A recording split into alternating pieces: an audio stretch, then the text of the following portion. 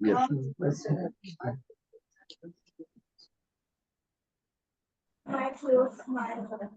अस्सलाम वालेकुम जी। काइंडली सब लोग अपने माइक म्यूट कर लें।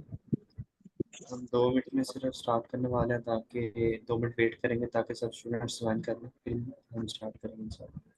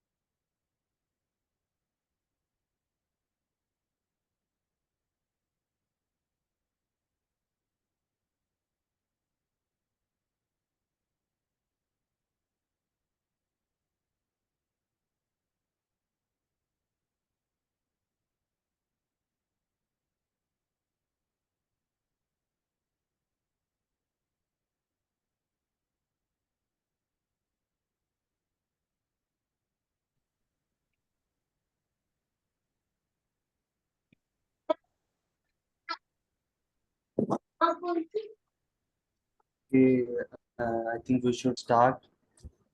Assalamu alaikum ji, and welcome back to Nova Research Internship 2024. And today's topic for this session is considerations in ethical considerations in research. And the instructor for this session is Dr. Nimra Mazhar.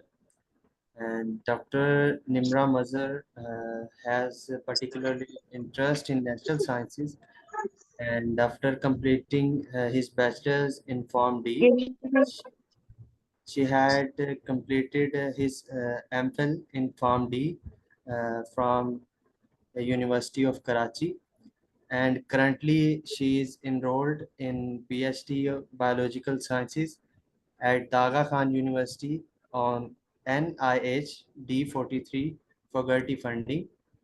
And if I talk about his professional life, she has more than 3 years of experience as a lecturer, and more than 2 years of experience as a retail pharmacist.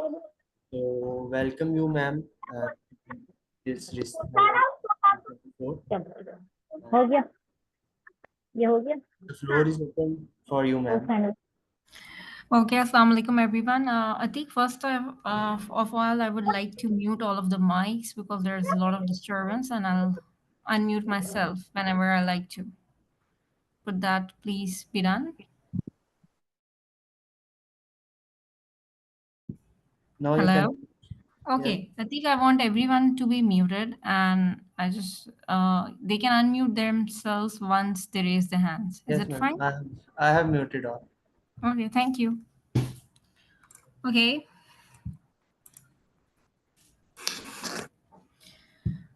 so let's begin. Okay, hello everyone. Can you all see me? Anyone who can just tell me on the chat? Assalamu alaikum, everyone. So this is Nimra Mazhar. I am right now doing PhD from the Al Khan University on funding scholarship from USA. It's a very prestigious scholarship, and I would like to welcome you all to this session of research in ethics. So, what comes into your mind when you think about the word ethics? Can anyone tell me? Anybody who want to raise the hand? What is ethics? What do you know by this term ethics? Okay, code of conduct. Anything else? What is ethics and why you why we as a person are eager to know ethics in research? Why? Morals, okay. Okay, here are moral principles that govern. Okay, person behavior. Okay, rules and regulation to do follow. So why you think there should be rules to be followed while doing a research? Why you need to do like follow rules while doing research? Why you cannot do research openly? Why do we have rules? Any idea? So okay, right. So our research is not biased. That is one of the reason. And any other thing?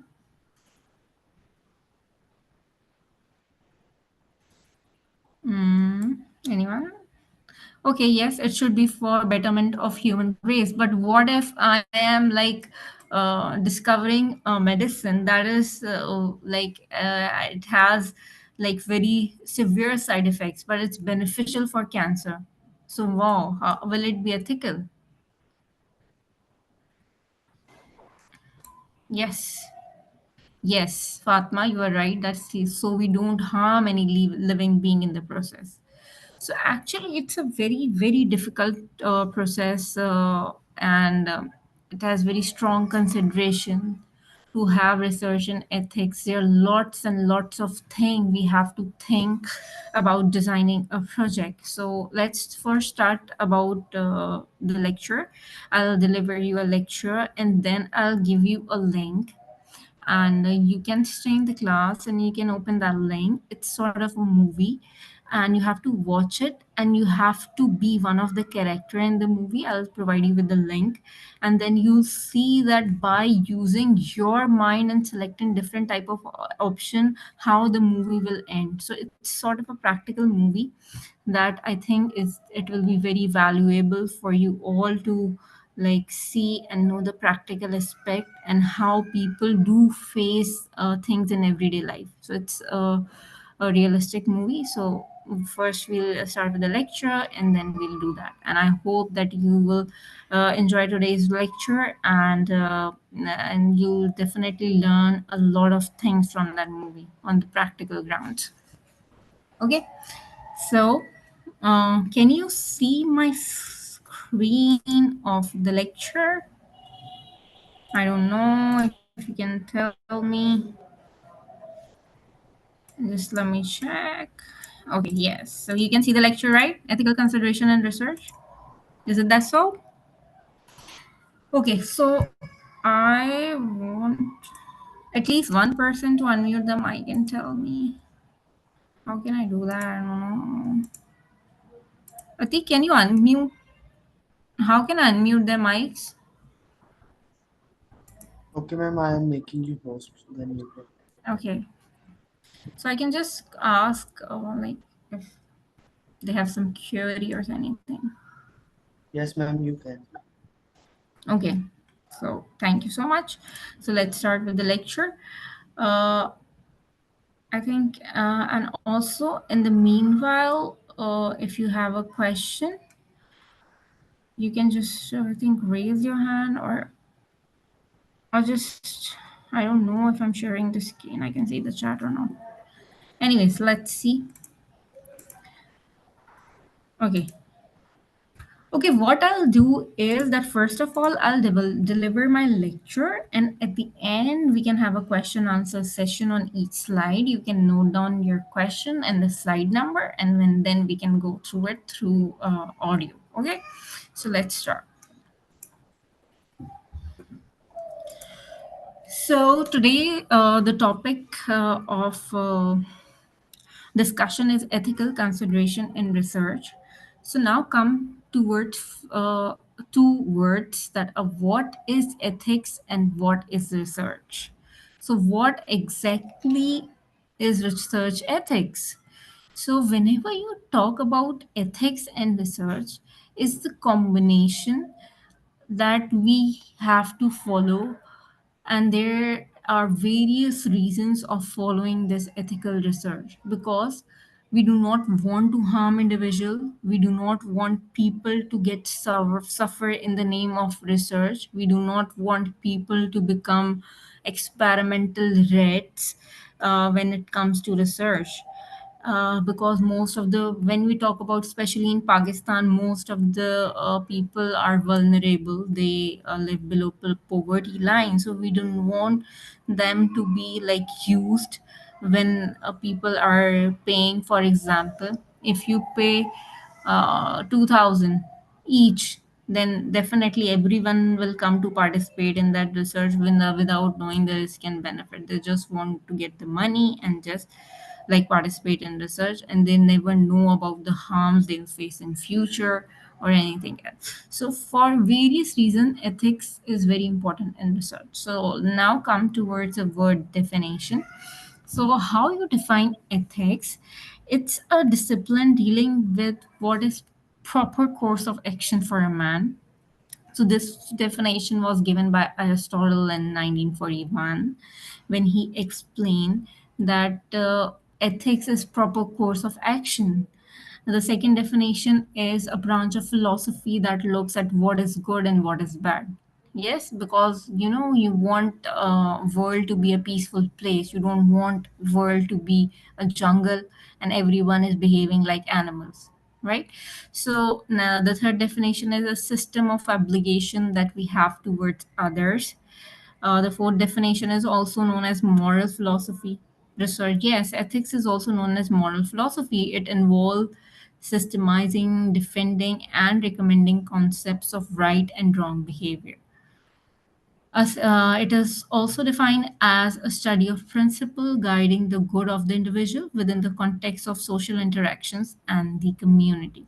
So, all in all, by reading and learning these definition, so I'll conclude ethical definition as that it is to look what is good and what is bad, what is beneficial for someone and what is harmful. Okay, so now what is scientific research? All of you have like have basic knowledge of what is research. It's actually like finding something that are like that has application, right? Finding answers to an unknown question is research. Finding answers to different type of problems around the globe that has not been solved previously is research, or any novel idea that can cause betterment of the individual is also regarded as research. So what are the key features of scientific research? It should be there should be generalizability of finding, there should be scientific rigor, there should be universality and objectivity, and there should be originality. So let me explain this. So what is generalizability of findings? So any idea? So let's like open.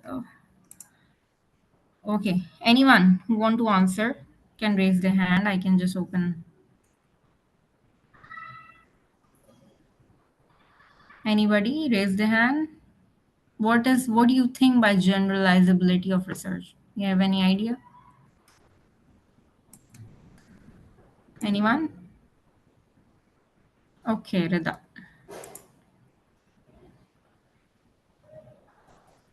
Can you please unmute? Okay, yes. Ma'am generalisability का मतलब ये होता है anything which is applicable to all Yes. ऐसा concept जो कि हम लोग बाकी सब पे भी एक्सपेरिमेंट करें तो हमारे रिजल्ट्स काफी हद तक मिलते जुलते हैं Okay. Applicable to all Yes, so that's true. So generalizability is the thing that, okay, if you're conducting a part of research in Pakistan, the population in Pakistan, and it's sort of a basic research, then that if any person likes to like reproduce it, or you want to do it in any other country around the globe, so it should be general to all of the public. So yes, Rida, as your okay, sorry, so thank you. So let's just, so what is scientific rigor? So it's truth that is accepted. There is no sufficient evidence to support claim made through the research process. Such claim have to withstand the scrutiny or repeated testing. So scientific rigor is that you are doing a research that is truthful. You have not made up or plagiarized your findings. For example, I was like, for example, I'm doing a research of lab animals, for example. Okay, so I've got the results which are not significant, they're insignificant. But what I do is I just change the value by myself and will not like record the actual values. So is it right or wrong? So who will tell me?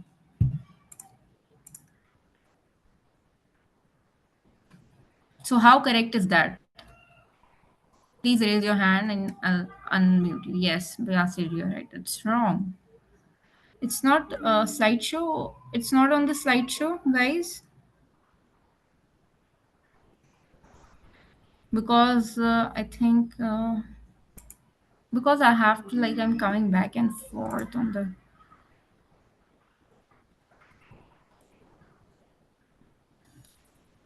Okay, so definitely it's wrong because you have to like carry out a research that is truthful, right? So now coming towards universality and objectivity. So it means that research should be designed in such a manner that it allows any component researcher to conduct similar study and generate similar findings. So that is actually called reproducibility. It means that if I am publishing a research article, for example, and I have made some claims that drug XYZ is responsible for producing 10% decrease in hypertension, for example, and another researcher from the US wants to do the same thing for their population. So my research paper and my research should be that it could be easily reproduced around the globe, and it should be available to all of the public. Why? What is the reason?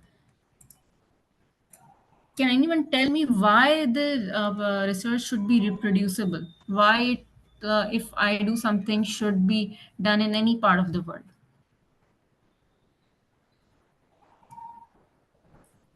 Anyone who want to raise hand?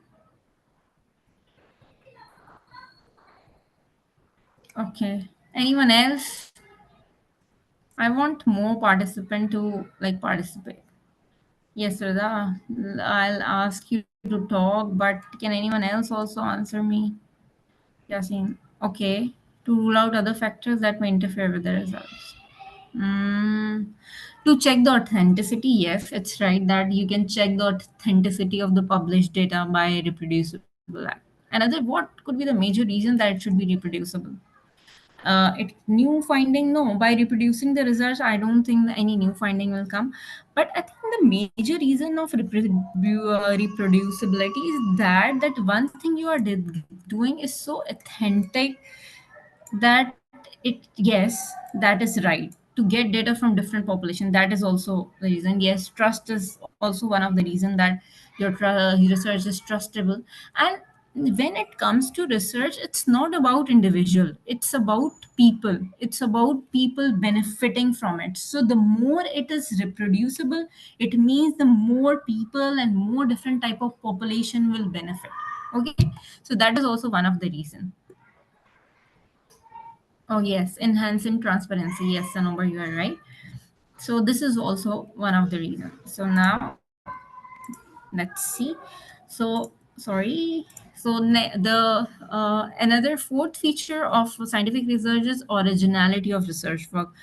Yes, most important, I would like to give you advice, all of you, about is your idea should be original, it should be novel. And how could you get a novel idea? That's an important point, because many people, many young researchers usually struggle with that. Ma'am, how would we know, or how would I know that what topic should I choose? Is it correct or wrong? So how many of you think the same, that how can you find a novel idea and topic? So who would like to answer that? So how many of you here really thinks that how to get the idea of the research? How could we make it novel? So today I'll tell you way out that yes, you can research, get the ideas from how you can get the ideas to how to work on things. So yes, anyone who would like to speak on this? Yes, literature review is right, but do you know how to do literature review, Yasin? I would like you to unmute and speak. Raise your hand, I'll unmute you. From review, yes, review, but how? Yes. So it's identifying research gaps, but how do you identify research gap? Tell me from review. Okay, but how do you identify? How you know that this is the research gap in the paper? Have you ever thought that? Have you ever read a research paper? Have you ever gone through it? Yes, so mostly you can get the idea from the future prospects. Most of the people can get the idea from the limitations of the research paper. That, for example, if the person is stating that due to my resource funding, this research was limited to only 30 individual, but I would suggest that what could be done in the larger population. And if you are the one who have like huge funding and you can afford it, so that's where an idea came from. Another thing is that if, for example, there are certain biomarkers that are studied in a certain population, okay? Yes, there are future limitation. Yes. So also there are ideas where they are like suggesting that okay, we have this gene discovered from XY pool like Asians, and this gene is responsible for XYZ traits in individuals. So now what you have to do is okay, it means that this finding cannot be generalized, because only certain like people are tested here, so might be we have some other genetics. So that's how you can like generate ideas. And also if anyone would like to discuss this thing in like very thoroughly, can reach out to me through WhatsApp or anything, and I can provide you with some evidence that how to actually generate the idea for your research. Okay, so coming towards the next slide. So now, so what are research ethics then? So it's a code of guidance on how to conduct scientific research in a morally acceptable way. Morally is very, very important. Research should be moral. And principle and standards that help researcher to uphold the value and standards of knowledge and construction. So although you want to do research that help researcher, but there should be some value to it, and there should be standard of some knowledge that people should follow. They should know that, okay, everything in the research should be decided on risk versus benefit ratio. Okay, so it's not that I am trying to discover a painkiller which is already available in the market in hundreds of brands, and I'm claiming to have the GI bleeding as its side effect. So will it be an acceptable research? Will it be an acceptable proposal? What do you guys think?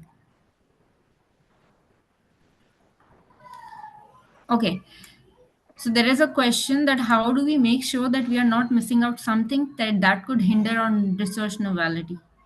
So that could be done by just only doing lots of literature reviews. Nowadays, artificial intelligence has greatly enhanced our life.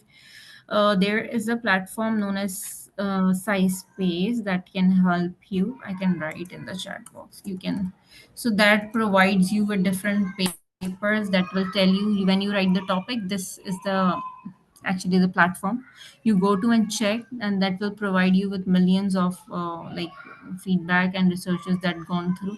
And if it's not there, you can just like see that your idea is novel, that if it has not been done, you have, whenever you want to check your own idea, just go to search engines like Google Scholar, PubMed, SciSpace, and put your idea. And if you're getting the articles from the same idea, definitely it means that the idea has already been done. But if you get nothing out of it, so yes, there's a chance that your idea is novel. And trust me, there are still multiple novel ideas that are gathering around us.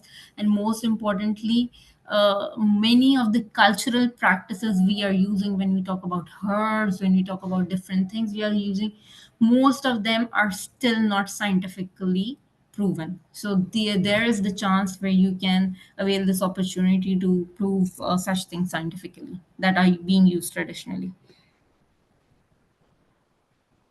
Okay, so if we go through 60 papers, and the 61 paper is something, it has like something, definitely, it has something to be similar. For example, if I talk that I am doing microbiome studies on my project, okay? So I'll be taking the stool sample of the infants and I'll be testing the microbiome diversity. But the point is that yes, you can also do that. Millions of people are doing it. But the novel thing is your product. They have like millions of people who are doing the same method, same methodology, same procedure, but what they have novel is their product. They are testing different products on the different, otherwise there are some people who have also developed novel experimental ideas. That's also sort of research, but like that happens. And if you have similar 61 paper, then definitely you cannot like do the same research. But the only thing I told you, that go and see through that 61 paper, see its limitations, see if this paper is also limited to something, and that is the point, and that will make your rationale that from there you have to start. Okay, is this clear? Any further questions? Okay, so talk about ethical consideration in research processes. So usually ethical consideration, in this lecture we are actually talking about human research. Animal research is a different topic, totally different topic, and yes, there are also ethical consideration in animal research. Okay, so first just go through this human thing, and if any of you would like to have the ethical consideration in animal research also, so we'll plan another short class and we can do it. So it's not a problem. Okay, so what are the 6 stages of research? So first is conceptualization and design of the study. So what you have a concept and you'll design the study. So how you will design the study, you'll identify the risks and ways to mitigate the risk. That's more important. There are many researchers for whom the risks are known. Okay, but you know how to deal with the risk. I think there is no research in the world which is without any risk. There are risks, but there should always be the consideration of risk versus benefit also. The person who is about to take a research should know how to mitigate the risk. Okay, so when participants are recruited, number two, then when participants are recruited, the process of informed consent and right. So most importantly, participants when are recruited, they should know that they are being recruited in the process. They should willingly come to you. You should not take advantage of recruiting someone. For example, the person is coming to you like from last 10 years and he's your patient, and you forced him to know you have to like come in the study trial, and oh, it's very beneficial. You don't have to lie, and you don't have to give them false hopes. So they should be informed, and they have right to privacy. Another thing is that the identity or the name or anonymity of the individual should not be like given to public. It should not. For example, let me give you an example. You are working in a lab, and your for a supervisor is doing some research, and suddenly you got to know that, oh, the sample you have supervisor has drawn from one of your relative. So should you go and tell your relative that I know your report and I know that you are going through this disease? Yes. What should you do? For example, if you go through this situation, you are working in a lab, you got a sample, you got a result, and you got to know that it's your relative, then what should you do? Anyone who want to answer?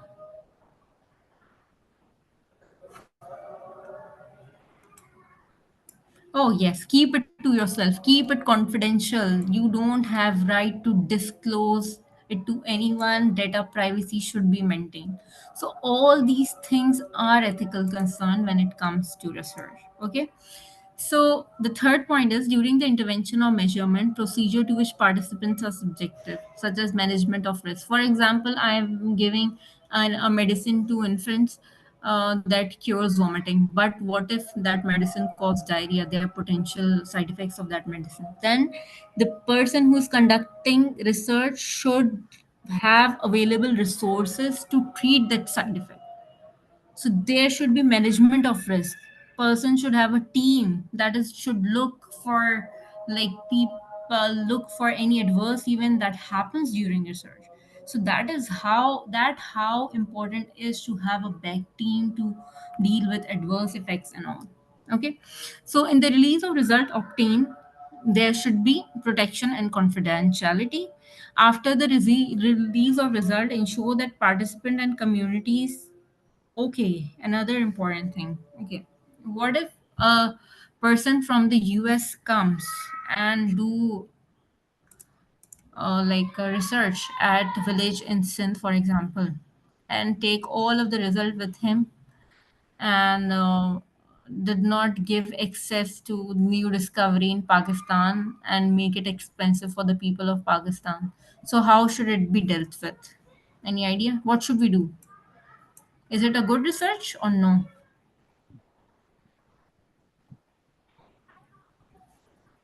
Okay. Yes. Anyone would like to raise a hand? I'll just unmute.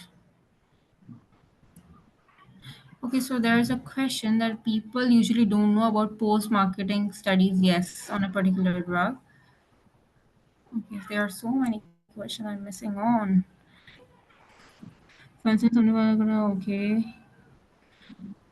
people know about, okay, so people usually don't about post-market studies being conducted on a particular drug. Is that ethical?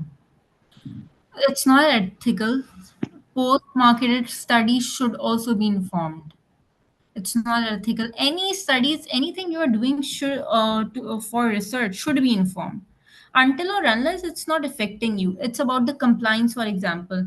The you like made a survey and you are just writing that, okay, are you taking three medicine? Okay, this is the compliance. But if the drug is directly affecting you, definitely there it's not ethical. Okay, no participant should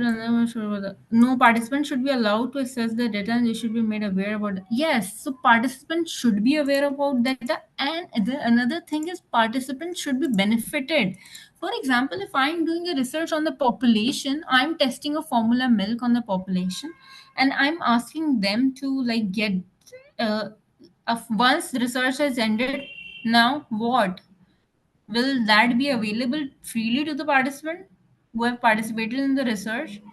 Will I make, yeah, will that would be affordable? So yes, whenever I am like doing some research, so that communities on which being a research is being conducted, they should get benefit from it.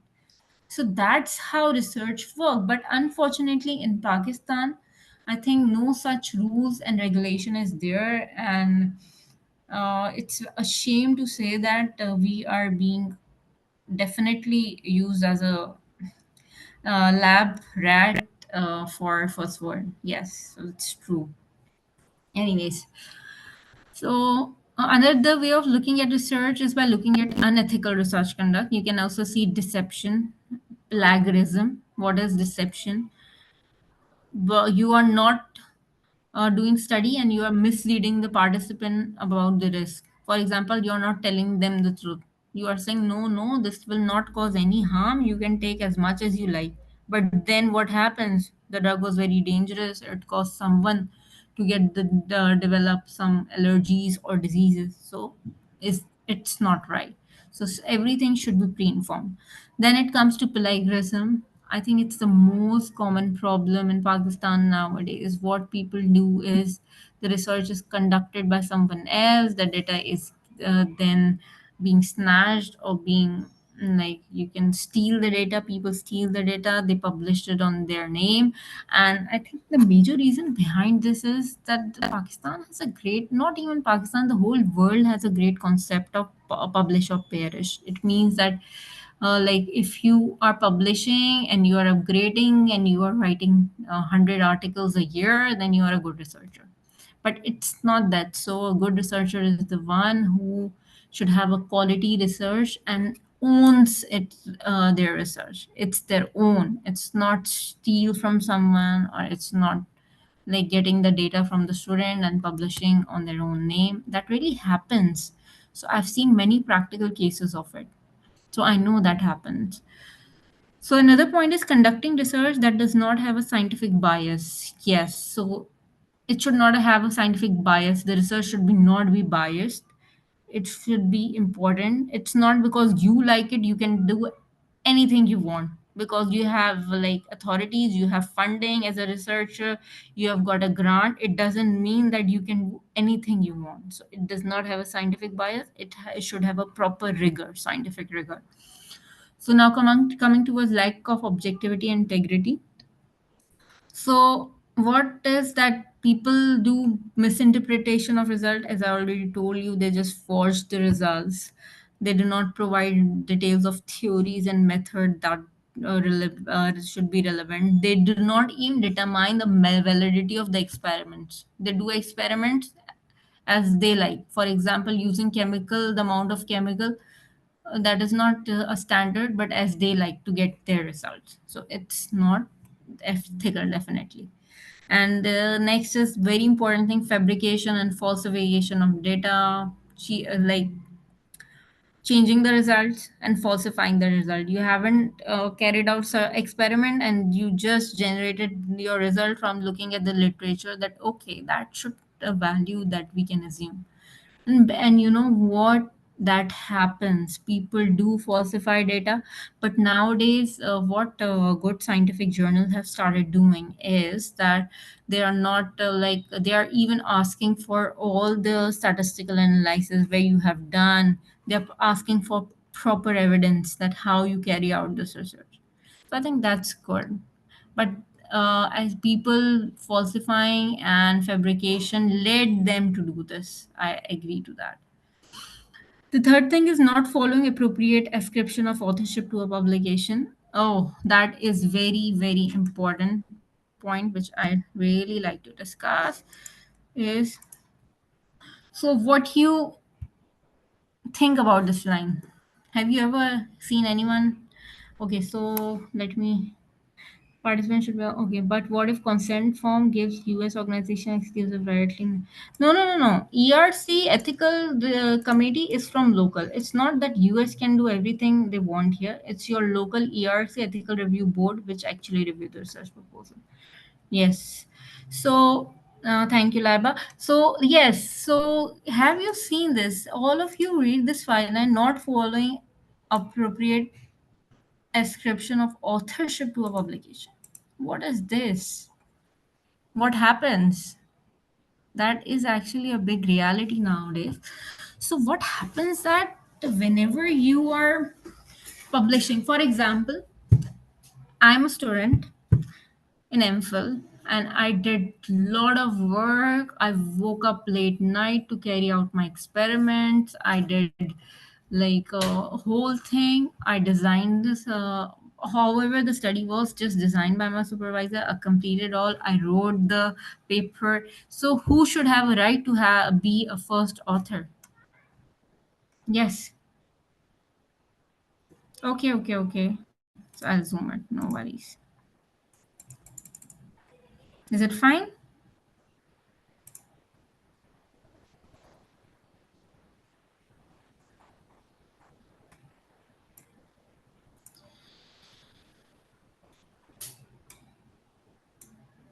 Yes, so the person who put really effort in it should be the first author.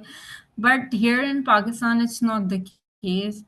People take advantage of their position. If they are assistant professor or they are professor, they force the student to become second author. They are the first author and they are publishing repeatedly on their name without acknowledging the students. That is happening so frequently. But unfortunately, I've seen many people going through it. But unfortunately, my supervisor during MPhil was very good, and I was able to publish both of my papers on my own name as a first author. Even now, my current PhD supervisor is also very considerate, but still that happens. So in that case, what you have to do is that university has a department that is a research ethical research department. You have to go to research integrity officer and you have to file a complaint and you have to provide the proof. So now when you watch that movie and you'll play a character, so you got to know what I'm talking about. Okay. Yes, here only. Hajra, you are totally, I completely agree with this. I completely agree with this, but this should not be done. It's not ethical. It's not ethical and it should not be done. Only the person who has done a lot of hard work should be acknowledged. Okay, so here you go. So another, there people are not respecting the right to privacy, not respecting anonymity or confidentiality, not respecting rights of vulnerable groups. Yes, people what are trying nowadays, people are doing research on children, mentally handicapped individual, aged people, prisoners, illiterate, those with low status. So what happens that these are vulnerable people because they cannot even give you the proper consent. Can children give you consent? No. Can a mentally handicapped individual give you consent? No. But what people are doing as is that they are taking advantage of such people. Okay, so another important is that point is the not having due consideration for the environment. People are just, I think I already told you that this concept of publish and perish has ruined the whole research world because they are not, nobody is now considering what are will be the environmental impact, what will happen after this, but people are just rushing towards research and publishing paper every now and then. Okay, so there are three fundamental principles of research, that is respect, beneficence, and justice. And I'll explain you what is respect of this person in research, what is beneficence, and what is justice. And research must conform with the national and international courts and precept. Yes, so it should be like aligned with national and international ordinance both. Pakistan also has some research rules that should be according to that, and also according to the international guidelines. So now coming towards principle of research and ethics. So we have already just discussed these names: justice, respect, and beneficence. What's this justice? So researchers should not place one group of people at risk solely for the benefit of another. And risk and benefit, mostly important, should be distributed in an equitable manner. It's not that if you are testing your drug and you are giving for your advantage, you know the side effect, you are still giving. So it's not right. So respect is that, most importantly, informed consent should be taken. Sponsor of the research should be respected. The community should be respected where participants come from, so they should not be treated badly. What happened mostly here is that you are recruiting participants from the villages, but when they come to you for the samples or asking their results, the people behave badly, so that is not right. Also, respect of knowledge and academic community means that you should have respect of knowledge while conducting the research. You are not just doing for the sake of yourself. Okay. So now coming toward the beneficence, it's the researcher is responsible for the mental, physical, and social well-being of the participant throughout the study. It's not that कि आपने जो है वो you have given one medicine and now the person is having depression, he's going through anxiety, he's having side effect, so now you will say okay, it's none of my concern. So it's not like that. You have to look for the population throughout the research tenure, and even in some studies you have to look after them for even months or years. Okay. So why be concerned with, why you are concerned with research ethics? Yes, just tell me why you think. Just leave that slide. Okay, what happens? My supervisor turned my questionnaire. Well, it was back and that happens. I'm really sorry to hear that. But we are helpless. What can we do? We have one. Okay, so I think you are right. Working in an organization that has ethical consideration, it's a difficult task. Khan is one of the organizations that really look like deeply through actually a microscope for research ethics, and I think that's the benefit of working there. So yes, it is demotivating, but please, I'm not here to demotivate you. There is always a research department. You can go and complain there. Okay. Can we raise? Okay, okay. Can we raise issue about this because this is unfair? Yes, you can raise your issue. You can. Mining work on sample that statically insignificant, saying that work will expand a lot. What she does, maybe she doesn't care that work should be able to. That happens when you have funding, then you are like okay. One thing I would like to tell you, that even statistically insignificant research like publication can be important. Can anyone tell me how? What if I did a research and I got statistically insignificant result? How can I use that for benefit? Yes, can anyone tell me? Anyone, just raise your hand. I really want to hear from you guys. Okay. Yes, Rida.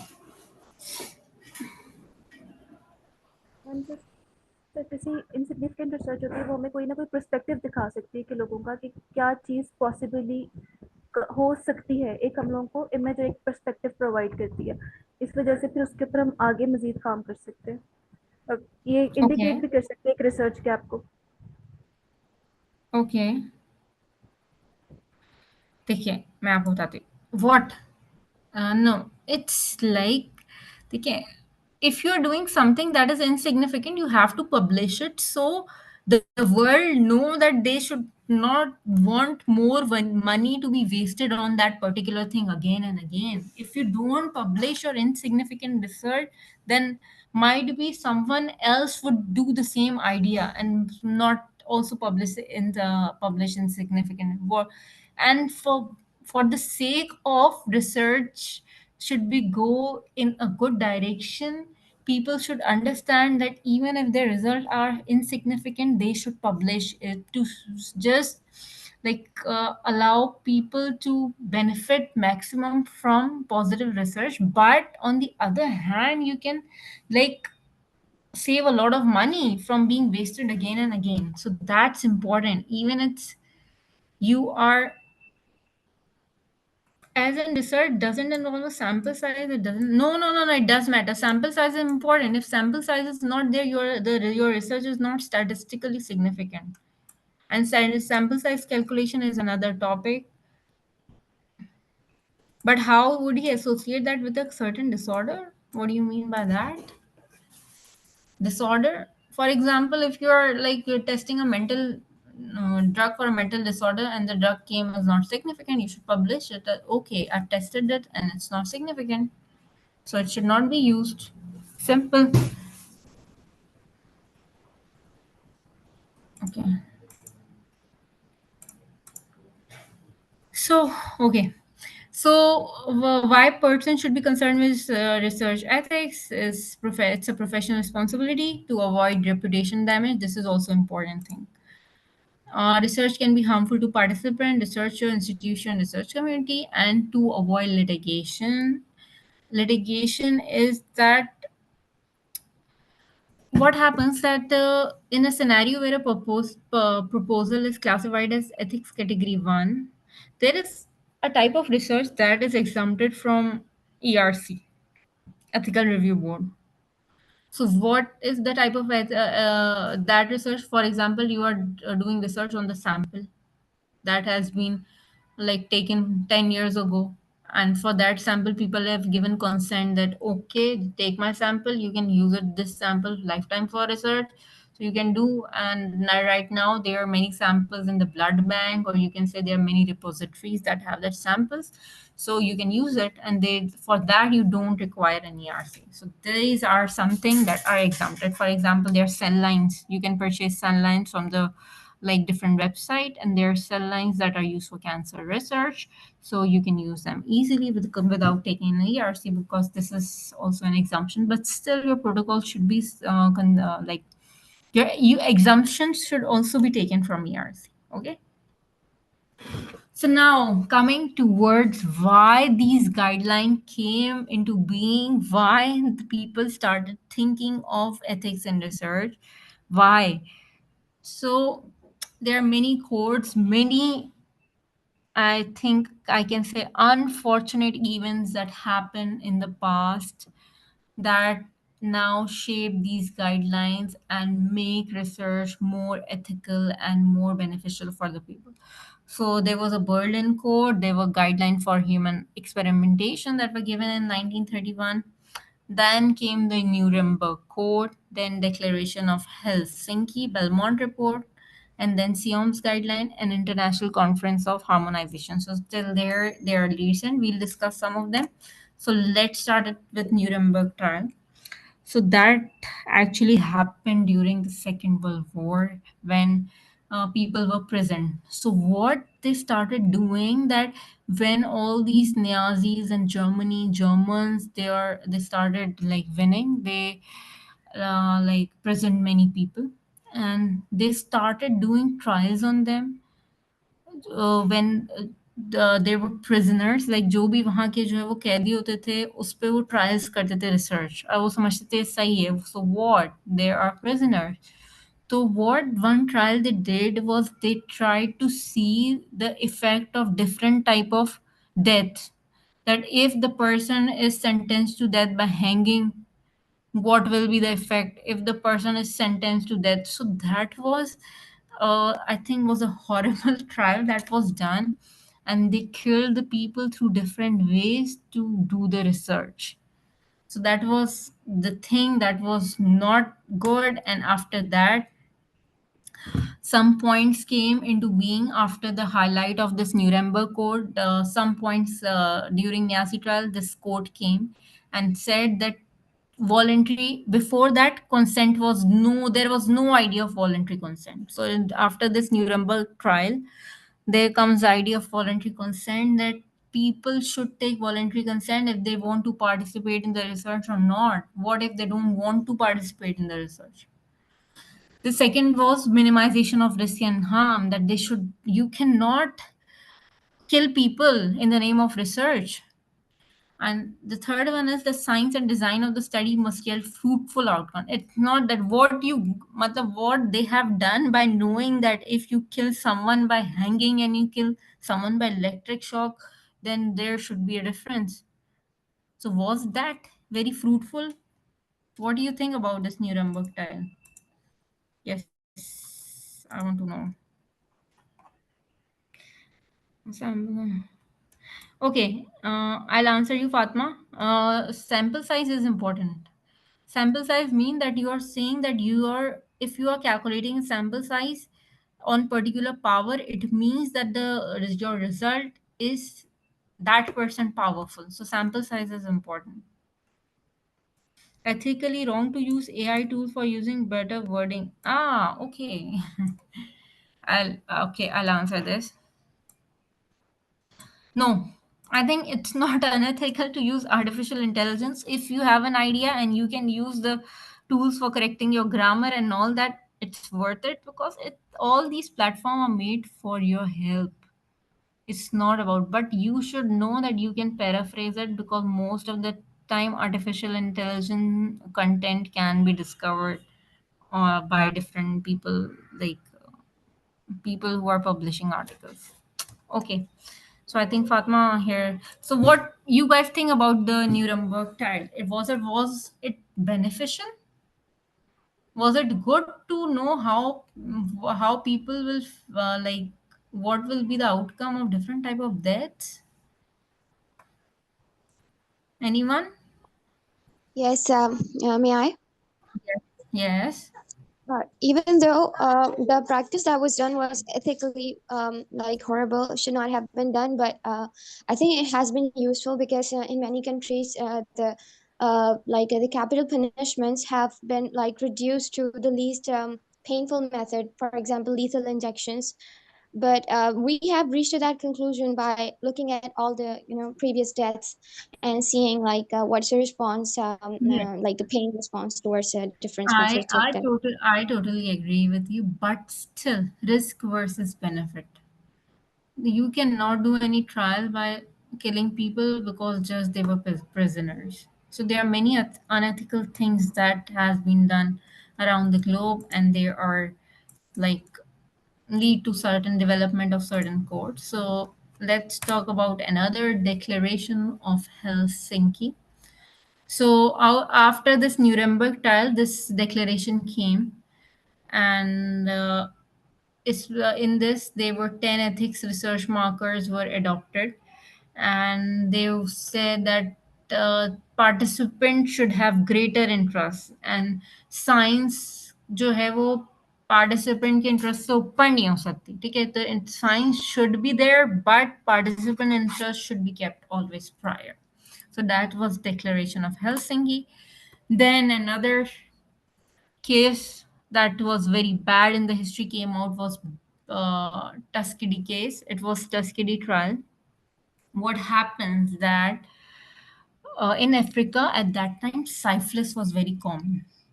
So what they did, although there was the treatment for syphilis, antibiotic was discovered till then, but for the duration of syphilis, that how many time it takes to kill the people and all that, the people were not given the medicine, and they were, I think they died ruthlessly because of this research trial, that is Tuskegee case, and that happened in Africa. Although they was there, but they didn't give them the medicine, and they want them to die because they were observing something. So after that, Belmont report was published And because this case also came in to highlight that what has happened around the world and how the people are dying, and syphilis spreaded very, very heavily in Africa back then. So then it came Belmont report, and it gave emphasized on four principles of respect, justice, and beneficence, which we previously studied. Okay, so there were three basic principles: person, beneficence, and justice. So respect for person, I told you that individual should be treated as autonomous agent, that single identity should not be known. Second, the person which diminish autonomy are entitled to protection. If they even require protection, and if they are not safe while like being in the research, then the protection, the I think the scientists should also be responsible for providing protection. So beneficence, I told you that it means that people should get benefit from the research, that it should not harm them, and the benefit should be maximum. Okay, and possible harm should be minimized. The research should be designed in that way. Then you have justice. To each person, there should be an equal share. To each person, it should be according to the need, effort, social contribution, and according to merit. So it's not that if you know a person is participating in research, is my cousin, for example, I'm giving all the benefit and merits to him. And I'm not conducting a randomized trial. I'm just giving him leverage of coming to whatever group he wants. So that is not appropriate for research. It should be justice. Otherwise, it should be conflict of interest, right? So, what is informed consent? So, it's a consent given by participant about research procedure. Everything should be in the informed consent. The whole procedure, the purpose, risk and benefit. Even if, for example, you have population in rural Sindh who do not understand English, neither Urdu.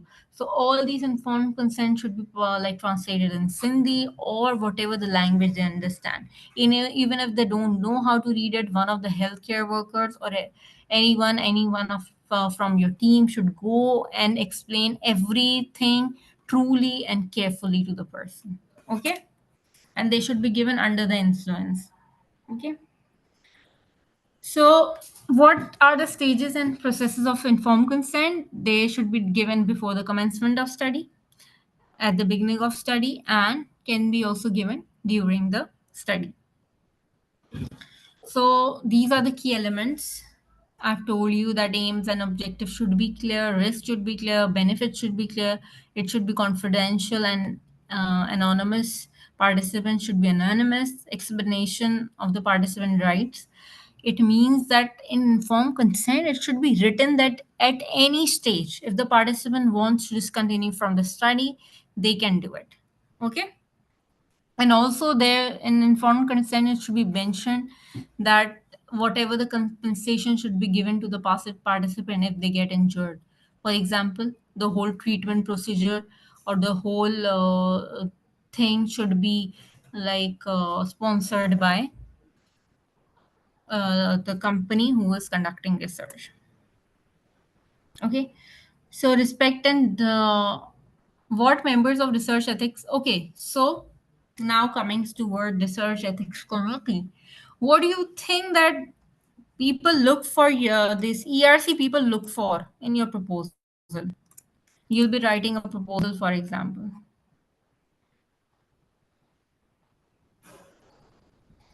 Yes. Okay, it's novel. There should be some humanitarian. Okay, let me check the comments first. Okay, sometime. Okay, I don't know there.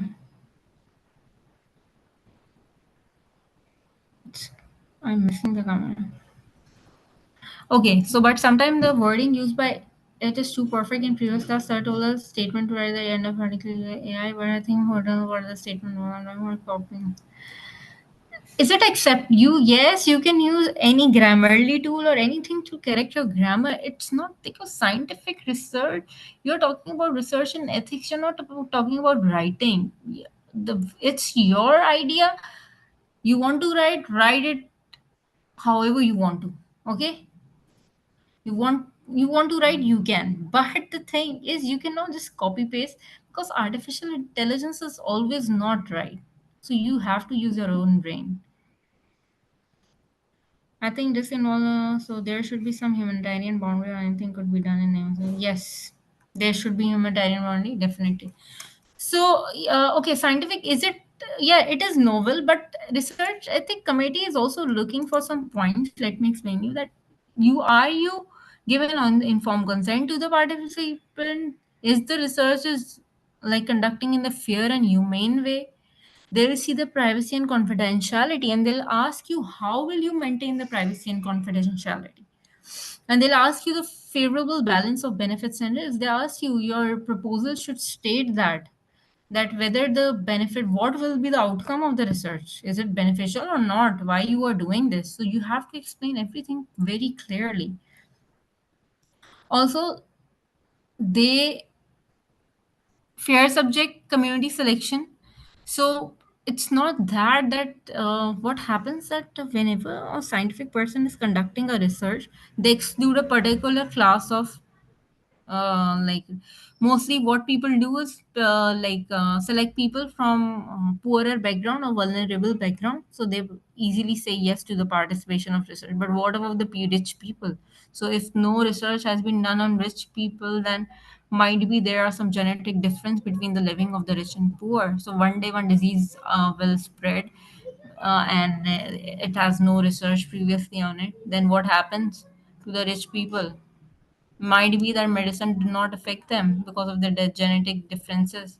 For example, if the research your all of the research world is conducting on the black people, what happens that some disease came like COVID came, and they affect more of the white people, but no research has been done. So that's why it's been said that you have to include equal like population for the research. It's not that it's you want to exclude some, so it should be equally selected.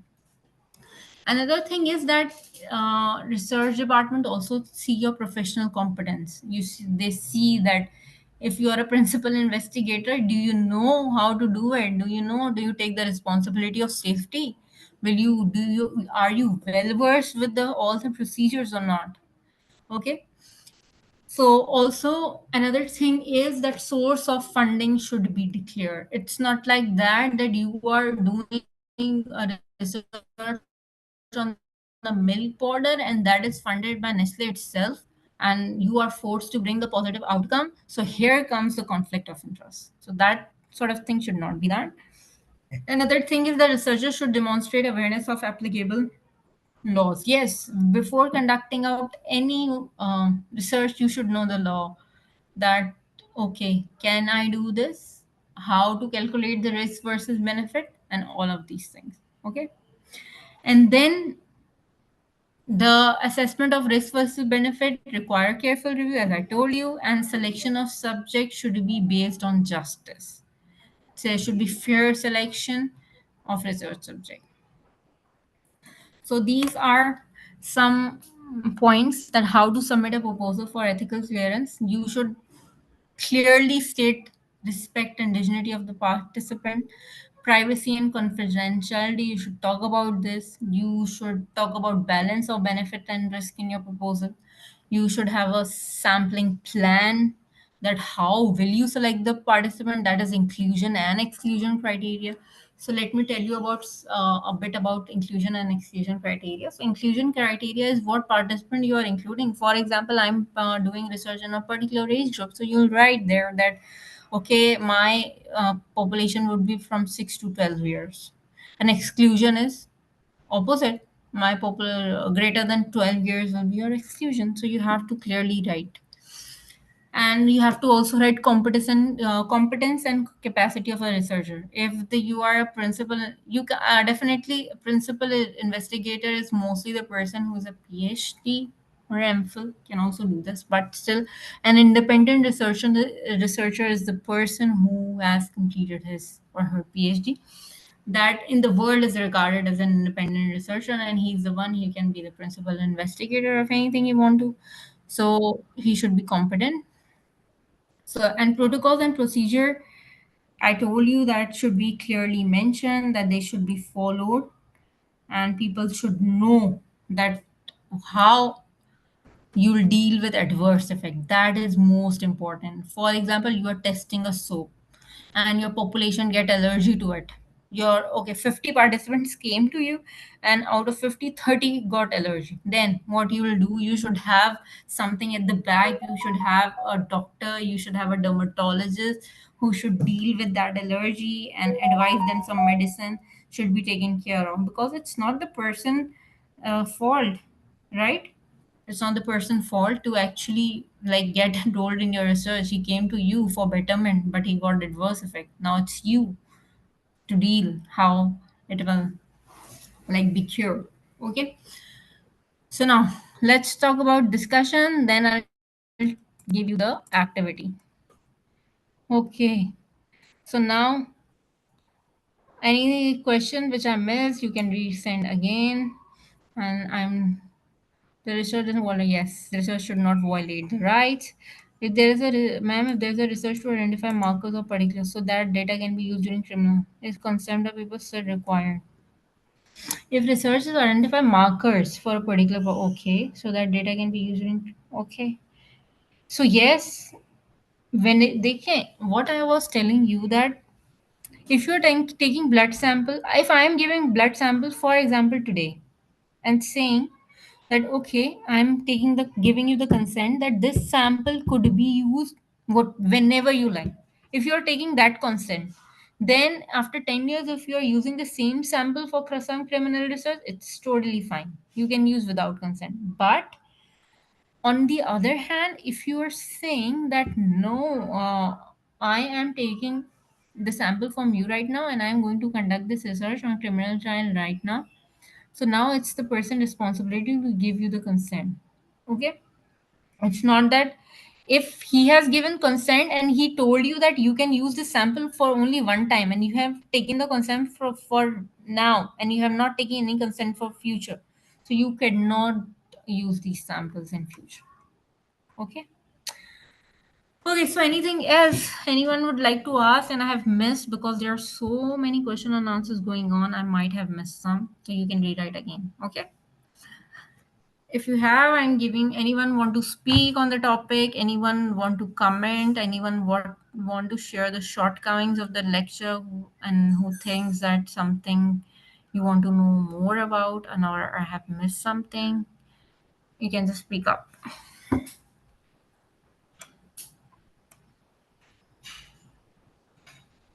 Yes, anyone?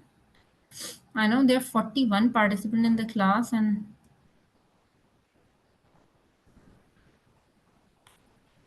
yes, I want you all to at least participate. Assalamu alaikum, ma'am. Yes. Your good name? My name is Zaviria Tanveer. Okay. And yeah, I was the one who asked the question about the statistics, the sample being statistically significant. So now, what the context I was talking about was the fact that I'm a molecular biologist, so my research involves like looking for rare genetic disorders, like Okay, with fine. families. Yeah. So, for example, I'm looking for a variant, a pathogenic variant, and my Mm-hmm. size is one family with 5 individuals. So Okay. all seniors in my field I talked to, they said that sample size is not enough to infer any result, like to Yes, reach yes, any.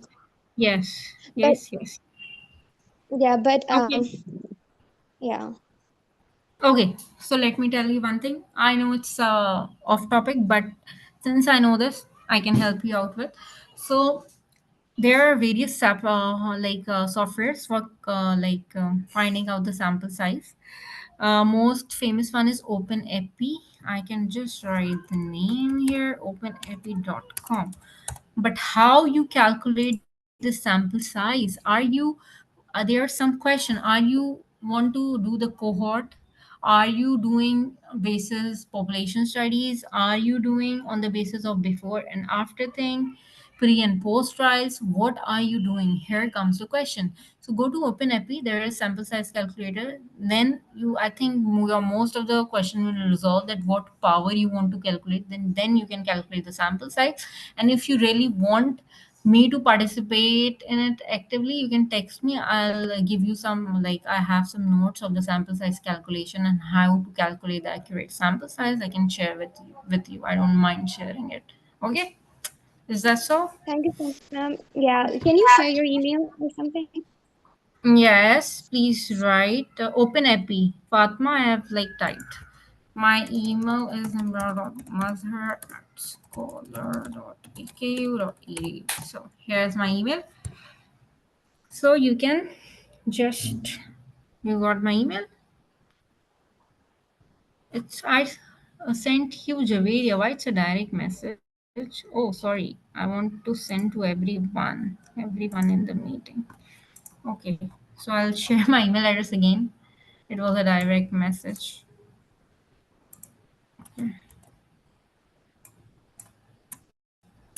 Just give me a second. I'll write my email address again. And if anyone need to contact me for anything that is related to today's lecture,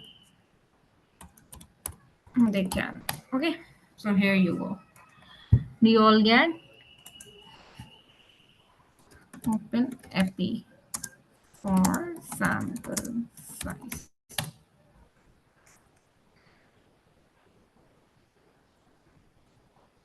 Okay. Okay, so now coming towards the activity, and I hope you'll enjoy. But after the activity, I have some. You have to give me some evidence that you have already watched that film. So this is the activity. Here I will like give you the link of the website. You'll open this and tell me, all of you right now, if you can open this or not. So do you all get the link in the chat? So just open this website, all of you. It's a very interesting movie. It's the one that actually allowed me to know what are actually the problem with the research ethics. So after opening this website, you will see a screen like that. Let me open it for you and just share my screen, new share, entire screen share. Okay, so guys, can you see my screen? So yes, you'll be able to open this. Is it that so? It is accessible? Okay, very nice. So now here you go to the full version, playful version. Okay, so here is the movie named as The Lab. It's actually given by a scientific community that actually looks for ethics around the world. So you'll play next. So this is the movie. So once you're done with this video at the end, now, can you see the 4 characters here, everyone? Can you see my screen? Yes, ma'am. Can you see these 4 characters? Can you see the 4 pictures coming on the right? This, and this. Please unmute and tell me, anyone. Yes, ma'am. Okay, so this is Beth Ridgely. You can choose any character you want to. Even you can watch this with every character if you like. Okay, so this is Research Integrity Officer. You want to be a Research Integrity Officer? Then you will be the Research Integrity Officer in that movie, and you have to choose your answer, and the next step on the film will be based on that. So this is actually a very good ethics film. You'll greatly enjoy it. This is Kim Park. She was the grad student in the lab. You want to become grad student, and you'll see that if something bad ethical code of conduct has happened, then how student would behave. You can choose this character. Then you have principal investigator. So now here comes the investigator who came and see that if the people are complaining of the bad code of conduct, is it true or not? So you want to be an investigator, you can be that. Then it's the postdoc who was also working in the lab. So you can select any of these characters and you can watch this, you can choose your options, and then you'll get to know more about the research ethics, and I know you'll greatly enjoy it. So it's a thing I also really enjoyed. So these are the characters, you can select any. So what you have to do is you have to write a one pager, whoever is in the class, why you choose this character, like why you choose. You have to choose one character if you want, but you have to write. If you can also choose all of the character if you want, you for watching, but at least you should write about one character you want to choose.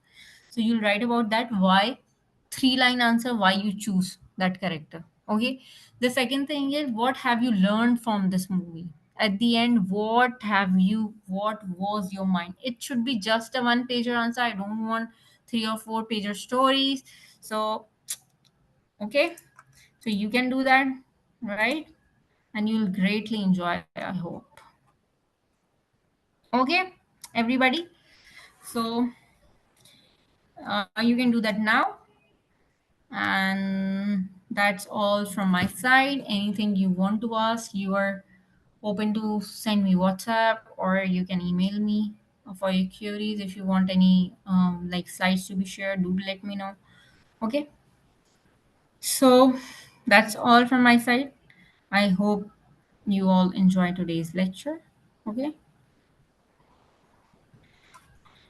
and I really want you to show the practical aspect of ethics.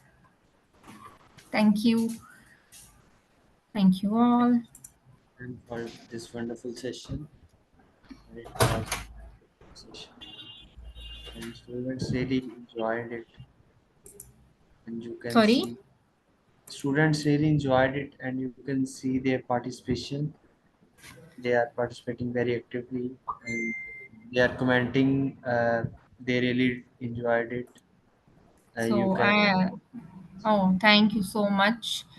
I really want that people to like learn something when they get on from this class. Even I think they can, and especially the things that can be applicable in the future. Okay, so that's all from my side.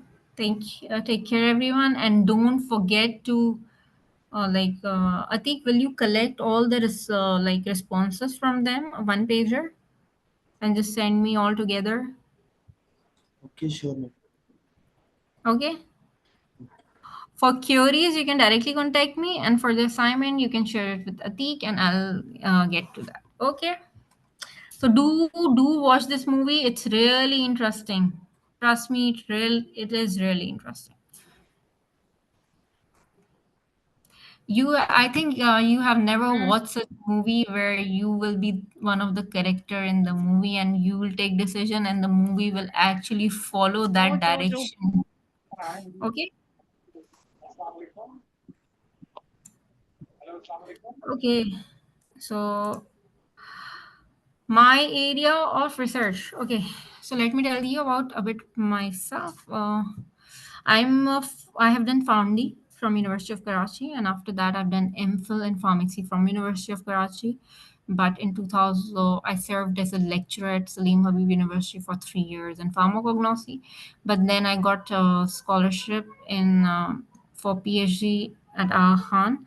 So now my area of research is nutritional sciences. I'm working on a product on infants and seeing their improvement, their metabolomics, their microbiome, and their like weight gain and all that. So I'm actually in the pediatrics department in at the Aga Khan. So I hope Daniel it's clear now. Anything else anyone want to ask? Thank you, Dima. Okay. Okay, that's all. Any help, you can always reach out to me. Okay. Take care, everyone. Atik, will you end this session? Yes, ma'am. Thank you so much. Okay. Thank you, everyone.